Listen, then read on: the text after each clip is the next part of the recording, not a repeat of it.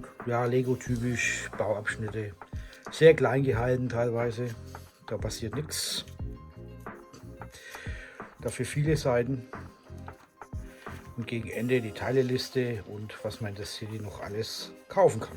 Okay, dann würde ich sagen, da legen wir mal los.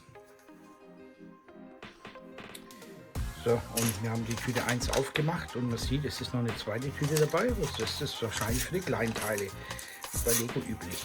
Ne? Jawohl. Was drin? Nein. Okay, doch. Ah, jetzt. So, dann legen wir mal los.